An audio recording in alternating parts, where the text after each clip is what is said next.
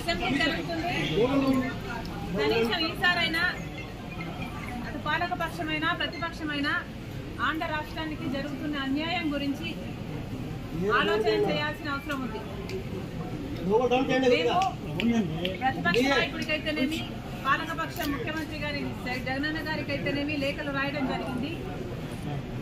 ఆంధ్ర రాష్ట్ర ప్రజల హక్కుల తీర్మానం అని, ఆంధ్ర రాష్ట్ర ప్రజల హక్కుల కోసం ఒక తీర్మానం చేయాలని సూచించడం జరిగింది. మేము ఎందుకు డిమాండ్ చేశామంటే ప్రత్యేక హోదా ఆంధ్ర రాష్ట్ర ప్రజల హక్కు కాబట్టి, పోలవరం ప్రాజెక్టు ఆంధ్ర రాష్ట్ర ప్రజల హక్కు కాబట్టి, మనకు రాజధాని సాకారం చేసుకోవడము ఆంధ్ర రాష్ట్ర ప్రజల హక్కు కాబట్టి గత 10 ఏళ్లుగా కేంద్ర ప్రభుత్వంలో ఉన్నది బీజేపీ పార్టీ, ఒకటే ప్రభుత్వమే ఉంది. అయినా కూడా ఒక్క సంవత్సరం కూడా మన గురించి ఆలోచన చేసింది లేదు.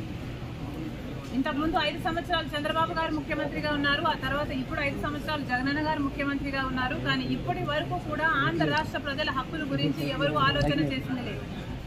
స్వలాభం కోసం ప్రజల ప్రయోజనాలను తాకట్టు పెట్టింది చాలు. కనీసం ఈసారైనా ఆంధ్ర రాష్ట్ర ప్రజల హక్కుల తీర్మానం అని ఒకటి అసెంబ్లీలో పాస్ చేయాలి. మనకు ఎందుకు ప్రత్యేక హోదా బీజేపీ ద్రోహం చేసిందో, మనకు పోలవరం ఎందుకు ద్రోహం చేసిందో, మనకు రాజధాని ఎందుకు ద్రోహం చేసిందో వీరన్నిటి మీద అసెంబ్లీలో చర్చ జరగాలి. ఈ తీర్మానాన్ని ప్రెసిడెంట్కు కేంద్ర ప్రభుత్వానికి కూడా పంపాలి అని డిమాండ్ చేశాము. దయచేసి ఈసారైనా పాలకపక్షము అటు ప్రతిపక్షము ప్రజల సమస్యల గురించి ఆలోచన చేయాలని డిమాండ్ చేస్తుంది కాంగ్రెస్ పార్టీ.